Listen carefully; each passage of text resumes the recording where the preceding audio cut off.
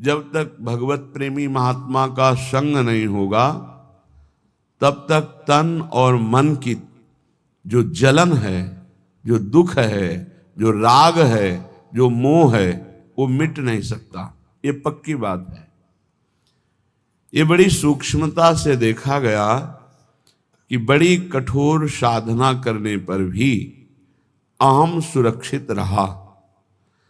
अहम सुरक्षित तो देह भाव सुरक्षित, देह भाव सुरक्षित तो हर विकार सुरक्षित। तब ये समझ में आया कि रसिक गुरुदेव की कृपा से जो अहम गलित होता है वो किसी साधना से नहीं। अहम गलित हुआ तो देह भाव मिटा, देह भाव मिटा तो सारे विकारों की गुंजाइश ही नहीं रह गई, क्योंकि अहम के ही देह भाव के महल में ही ये सारे विकार रहते हैं। वो निर्विकार स्थिति, वो दैन्यता, वो सहजता, वो कृपालुता, वो दयालुता आराध्य देव की रसिकों में होती है और रसिकों से उनके शरणागतों में उतरती है। इसलिए निशिवासर करी तिनकी सेवा, तन मन की तपन मिटइये। तन की और मन की। तन बड़ा स्वस्थ है, खूब सुख सामग्री है, पर मन असंतोषी है, पापाचरण का संकल्प करने वाला है, भगवद विमुख चिंतन करने वाला है। वो हर समय जलता रहेगा। व्यर्थ की सोच,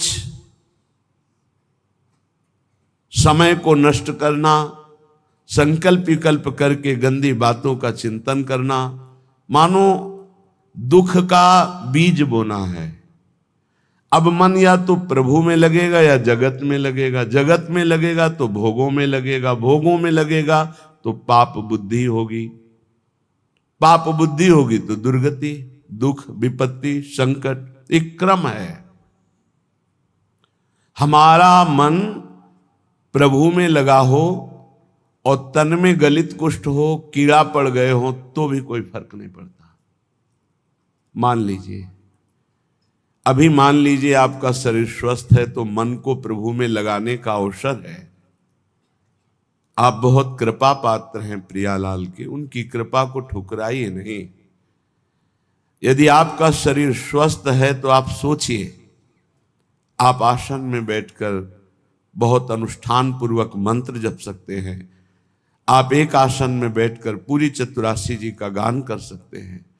आप एक आसन में बैठकर श्रीमद राधा सुधा निधि का गान करके प्रियालाल को रिझा सकते हैं। आपका शरीर स्वस्थ है तो आपकी साधना उत्तम बन सकती है। अब शरीर अस्वस्थ है, भगवदाकार बुद्धि है, कोई परेशानी नहीं। नहीं तो शरीर जब अस्वस्थ होता है ना, तो ये मन, ये इंद्रियां, ये बुद्धि इसी शरीर में आसक्त हो जाती है। बस हाय हाय, क्लेश, चिंता, शोक यही बना रहता है। इसलिए यावत स्वस्थ विदम कलेवरम। बुद्धिमान वही है कि आग लगने के पहले आग बुझाने की भी व्यवस्था रख ले। आग लगने पर कुआं खोदना मूर्खता है। ऐसे ही शरीर रोग ग्रसित हो जाए, फिर सोचो मेरा मन भगवदाकार हो जाए, तो ये मूर्खता, फिर नहीं लगेगा। यावत स्वस्थ विदम कलेवरम यावत च दूरे जरा। जब तक तुम्हारे अंग काम कर रहे हैं तो सत क्रियाएं कर लो, सत मार्ग का चिंतन कर लो, नहीं बाद में पछताना पड़ेगा। सच्ची मानिए, जब शरीर रोग ग्रसित होता है, भारी पीड़ाएं होती हैं, तो मन को प्रभु में लगाना असंभव, असंभव। अगर मन की गति पहले से प्रभु में गई है तो और जोर से भागेगी प्रभु की तरफ। अगर कहीं प्रभु में हो गई है तो कोई फर्क ही नहीं पड़ता है। निशिवासर करी तिनकी सेवा, रात दिन रसिकों की सेवा करके तन मन की तपन मिटई है। सेवा शब्द को अच्छी तरह से व्याख्या की गई है, उनकी रुचि में रुचि मिला देना, उनकी आज्ञा पर चलना। देखो, यदि कोई रसिक महापुरुष आपको स्वीकार कर लिए हैं तो ये श्री जी की अहेतुकी कृपा आपके ऊपर हुई है। उनका किसी से राग नहीं है, राग पूर्वक वो किसी से प्रेम नहीं करते, किसी से उनकी ममता नहीं है। उस सम स्थिति को प्राप्त महापुरुष यदि आपसे राग पूर्वक ममता पूर्वक बात कह रहे हैं तो आपके अहोभाग्य हैं। तू मेरा है, तू ऐसे चल, प्रियालाल को ऐसे प्राप्त कर, ये अहोभाग्य समझिए। वो अपने चिंतन को छोड़कर आपका चिंतन करके आपके दोषों की निवृत्ति के लिए आपको उपदेश कर रहे हैं। यह हेतु की कृपा लाडली जू की, आपकी तरफ वो देख रहे हैं, आपसे बात कर रहे हैं, आपको अपना मान रहे हैं, और कहीं आपको उनका उच्छिष्ट प्रसाद मिल रहा है, आपको डांट पड़ रही है, आपके अंदर उनका भय है, तो निश्चित आपका परम कल्याण कोई रोक नहीं सकता। ये बड़ी दुर्लभ कृपा प्रसादी होती है, ऐसा जिनको प्राप्त है। कौन सतमार्ग में प्रेरित करता है, कौन किसी को डांटता है सतमार्ग के लिए। तन मन जीवन वारिये भोरी, भोरी सखी है। अगर ऐसे रसिक मिल जाएं तो तन मन दोनों न्योछावर कर दो, उनकी आज्ञा पर चलो। जैसे बेटा स्वस्थ हो, खेल रहा हो, ये देखकर मां को जो सुख मिलता है वो किसी और को सुख नहीं मिलता है, और तो देखकर बस चल देगा, लेकिन सुखानुभूति मां को होती है। ऐसे ही जब कोई परमात्मा प्राप्ति के लिए साधन परायण होता है, हृदय में वो गुरु आज्ञा का पालन अक्षरशः करता है, तो जो गुरुजनों को सुख मिलता है, रसिकों को सुख मिलता है, वो कोई नहीं जान सकता। एक दृष्टि में जीवन का परिवर्तन करने की सामर्थ्य होती है। वो दृष्टि कब प्राप्त होती है? जब वो संपूर्णतया ये जान लेते हैं कि आप उनकी आज्ञा में हैं, आप उनके हैं, आप एक अक्षर भी उनकी आज्ञा का उल्लंघन नहीं करते, तो हृदय में एक आह्लाद होता है। उसी आह्लाद स्थिति में जब श्री जी के सुमिरन में गाढ़ चिंतन में होंगे, उस समय जब आपका चिंतन कर लेंगे तो आप निहाल हो जाओगे, आपके जीवन का परिवर्तन हो जाएगा। रसिक महापुरुषों की कृपा जानते हो कैसे होती है? जो एकांत में प्यारे जू की सेवा में होते हैं भाव देह से, और उस समय जिसका चिंतन कर ले बेड़ा पार हो गया। उस समय जिसका चिंतन कर ले, उस समय उसी का चिंतन प्रियाजू देती है। प्रियाजू देती है जो तन मन प्राण समर्पित करके उनकी आज्ञा में। एक होता है मुंह देखी समर्पण, मुंह देखी समर्पण, सामने हाजी हाजी करना और पीछे मनमानी करना। और एक होता है जीवन समर्पण, वो देखे ना देखे, बोले ना बोले, माने ना माने अपना, लेकिन हमें उनकी आज्ञा का पालन करना है। ऐसे का स्मरण होता है प्रियालाल की। जब मानसिक सेवा में रसिक महापुरुष होते हैं तब ऐसों का स्मरण, और उस समय जो शीतलता होती है, वही शीतलता आशीष बनकर उस जीव का परम मंगल कर देती है जो उनकी आज्ञा पे चलते हैं। भूरी सखी कह रहे, तन मन जीवन वारिये भोरी, आखिन माही बसइये, निशिवासर करी तिनकी सेवा, तन मन की तपन मिटइये। भूरी सखी कहती है, यदि भगवत कृपा से ऐसे रसिकों का संग मिल जाए, तन मन जीवन सब कुछ न्योछावर कर दे उनके ऊपर, अर्थात उनकी आज्ञा पर चले, आखिन माही बसइये। मेरे नेत्र अगर ध्यानस्थ हैं तो गुरुदेव की, रसिक गुरुदेव के ध्यान में मगन है। देखो, वो अपने शरीर का राग मिटाने के लिए ऐसा उपदेश करते हैं कि शरीर से राग मत रखो, लेकिन आप ध्यान रखना, इसी शरीर से प्रियालाल का उपदेश हुआ है इसी शरीर से गुरु मंत्र मिला है, इसी शरीर से आपको सतमार्ग के सिद्धांत मिल रहे हैं, तो ये शरीर आपकी भगवत प्राप्ति कराने की वृत्ति में समर्थ है।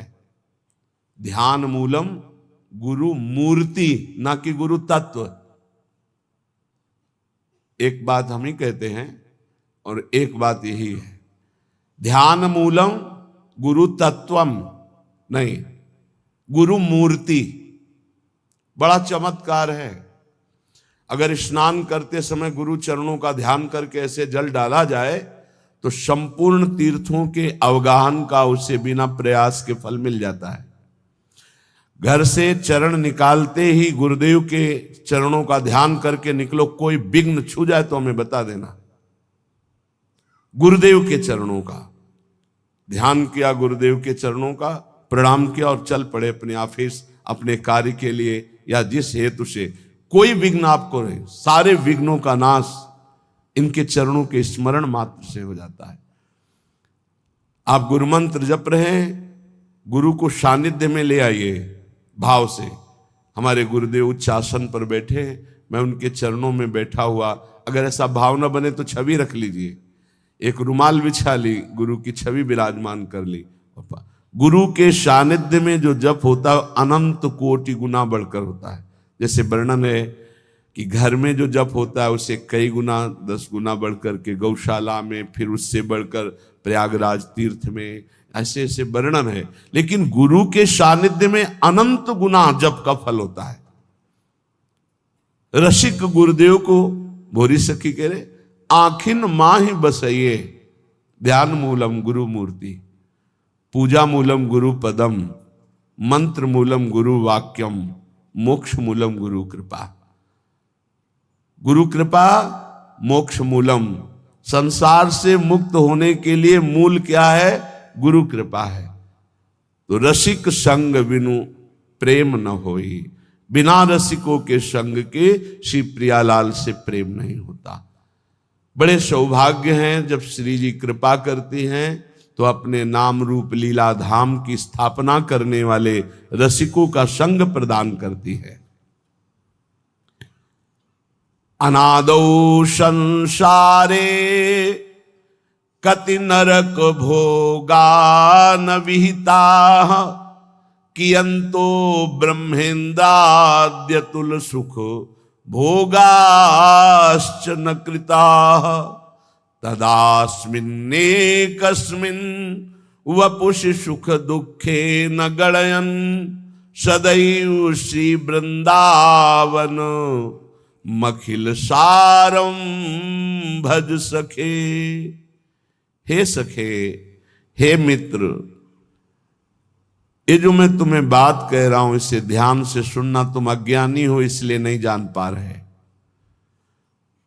तुमने कितनी बार नरक भोगा है तुम्हें पता नहीं, कितनी बार स्वर्ग भोगा है तुम्हें पता नहीं। तुम इंद्र भी बन चुके हो, देवता भी बन चुके हो, अतुल सुख भोगे हो संसार के, और बहुत नरक भी भोगे हो, ये सब भोग चुके हो। इन काम क्रोध लोभ ने बड़ा तिरस्कार तुम्हें किया है, बड़ा तिरस्कार।